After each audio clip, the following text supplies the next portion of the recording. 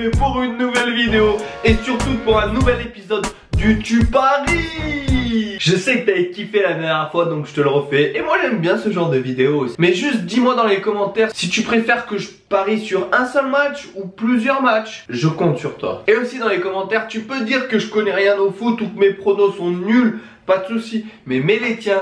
Comme ça, on pourra être à égalité, toi et moi. Je vais juste revenir sur mes paris de la semaine dernière. Ça a été mitigé, hein. Mais pourtant, j'étais cohérent dans ce que je disais quand même. Je trouvais en tout cas. Voilà, j'avais mis nul entre Naples et le Real. Moi, je pensais que Naples, ils allaient être meilleurs, quoi. Mais c'est vrai, j'avais pas pensé à Sergio Ramos. Je savais pas qu'il était dans cette équipe. Moi, il fallait me prévenir aussi. Et Arsenal, bon, peut-être qu'ils sont nuls, mais je pensais pas qu'ils allaient prendre une raclée. Moi, je pensais que devant leur public, ils allaient faire un minimum, un bon match. Je sais pas, moi, non? Et que le Bayern, ils allaient arriver en vacances, hein, comme le PSG à Barcelone. En parlant de ce match, hein, qui aurait pu penser à un 6-1? Sérieusement, moi je voyais un match nul, tu vois. Je me suis dit, Paris, ils vont gérer, ils vont pouvoir marquer en contre et tout. Et je pensais que le Barça était un peu assommé par ce 4-0. Mais non. Bref, je vais pas parler de ce match 10 ans. J'ai fait une vidéo là-dessus. Va la voir. Je parle pas du rugby parce que je vais faire une vidéo spéciale rugby où je reviendrai sur mes pronostics et je pronostiquerai les prochains matchs du 6 Nations. Car au moment où je te parle, je ne connais pas les résultats. Donc je vais pas te parler d'un résultat que je n'ai pas. C'est logique. Et surtout, ça n'a aucun intérêt. Et passons tout de suite au premier match. Bien sûr, ça va être la Ligue des Champions. Avec Leicester-Séville. Leicester qui a licencié Claudio Ranieri comme une merde après avoir été champion. Ce qui est un exploit pour Leicester.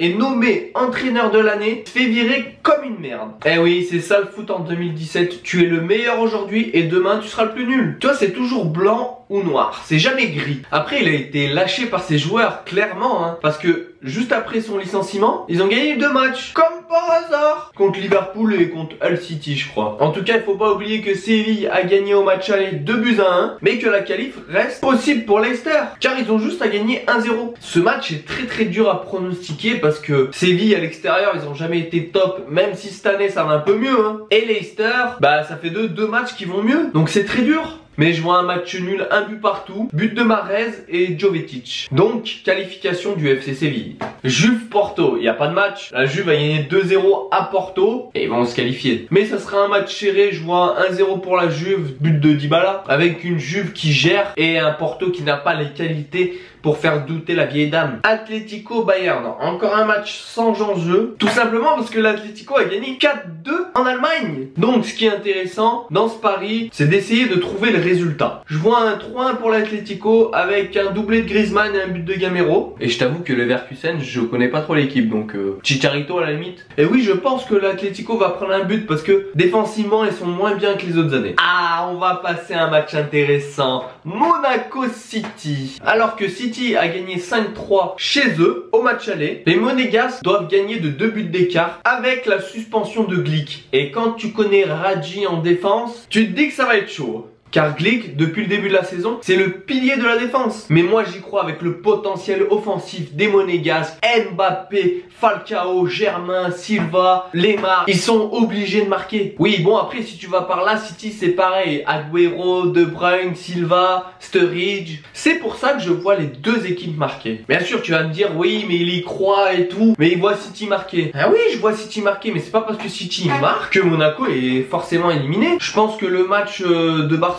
face au PSG a démontré le contraire. Hein. Ils ont marqué 3 buts en 7 minutes. Rien n'est impossible. Et rappelle-toi en 2004 Monaco, ils avaient perdu 4-2 au Real et ils avaient gagné 3-1 au retour. Eh oui, Monaco c'est une équipe de Ligue des Champions. Ils aiment la Ligue des Champions. Oui car moi je vois une victoire 3-1 des Monégasques avec but de Mbappé et un doublé de Falcao. Revenons sur Mbappé. Je trouve personnellement qu'on en fait un peu trop sur ce joueur. Il est très fort, il a un potentiel énorme. On est d'accord. Mais arrêtez les journalistes. Est-ce que t'as vu les unes de l'équipe sur lui? Le magicien, tout d'un grand. Et bien sûr, on l'a comparé à la légende Thierry Henry. Doucement, on disait la même chose de Martial. Il est parti à Manchester, il a fait une bonne saison, mais après ça c'est un peu compliqué. Donc doucement avec ces jeunes joueurs, doucement. Mais bon, les journalistes, il faut bien qu'ils sortent leurs papiers, hein. Il faut bien qu'ils disent quelque chose. Donc dès qu'ils voient un joueur qui a des capacités un petit peu qui sortent de l'ordinaire, eh ben ils en font tout de suite trop, tout le temps. Mesuré. Alors j'imagine même pas s'il marque le but de la victoire et de la qualification pour Monaco. Pouf, c'est bon,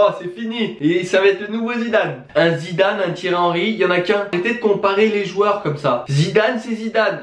Mbappé, c'est Mbappé. Henry, c'est Henry. Et il me reste plus qu'à pronostiquer le match retour de Lyon à la Roma. Après le bon match des Lyonnais, victoire 4-2 au stade OL avec une très belle deuxième mi-temps et un très bon Lacazette. Je crois que c'est son meilleur match en Coupe d'Europe. C'est son défaut un peu, c'est qu'il a jamais été présent lors des grands rendez-vous en Ligue des Champions ou en Coupe Europe. Enfin, il s'est fait remarquer dans le mauvais sens du terme. C'est-à-dire que quand tu loupes 2 pénaltys face à la Juve et face à la Gantoise, je crois que c'est contre la Gantoise, forcément tu donnes le bâton pour te faire battre. Voilà, il fait toujours des courses intéressantes. Il pèse toujours sur une défense, on est d'accord. Mais si un attaquant tu marques pas, au vu du grand public, tu laisses pas une marque. Voilà, il aurait marqué ces 2 pénaltys, ça aurait déjà changé peut-être la qualification pour Lyon et ça aurait changé l'opinion de tout le monde. Mais bon, depuis cette année, il a eu de quoi s'entraîner au pénalty, hein. Il en a eu beaucoup en championnat quand même, hein. Et je pense qu'avec un grand Tolisso et un grand Lacazette et un grand Fekir et peut-être Valbuena, pourquoi pas, Lyon peut aller faire un résultat à Rome. Moi je vois un partout avec but de Lacazette et Dzeko en face. Et surtout qu'ils ont déjà fait une grosse performance face à la Juve. Voilà, donc t'as bien compris, il n'y a pas de pronostic rugby parce que je veux dissocier le foot avec le rugby.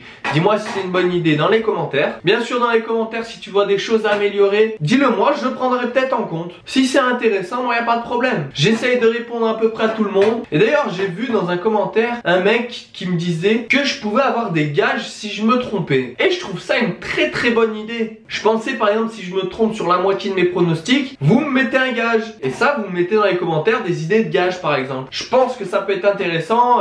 Ou alors à chaque erreur, j'ai un gage. Mais bon là tu serais vraiment sadique de me faire ça quand même. Je croyais qu'on était copains toi et moi. Et je pensais faire aussi une vidéo gage où il y aura que ce gage là. Je sais pas moi, manger un truc dégueulasse, pas te raser pendant un mois, mettez-moi pas tu te balades dans la rue à poil ou un truc comme ça quand même, hein. Donc si cette vidéo atteint les 120 likes, à chaque fois que je me trompe sur un pronostic, il y aura un gage. 120 likes, à toi de jouer. Et donc comme d'habitude, pense à me rejoindre sur tous mes réseaux sociaux, Facebook, Instagram, Snapchat, Twitter, en sachant que je suis beaucoup plus actif sur Facebook où je relaye un peu toutes les conneries que je vois sur les réseaux sociaux. Tout est en barre d'infos. Et si tu vas faire un tour dans la barre d'infos, tu verras, il y a tous les liens de mes potes youtubeurs. Va faire un tour. Et donc pense à t'abonner, partager, commenter et liker cette vidéo. C'était Raphaël pour vous servir. Restez branchés, on est ensemble. Et fait moi.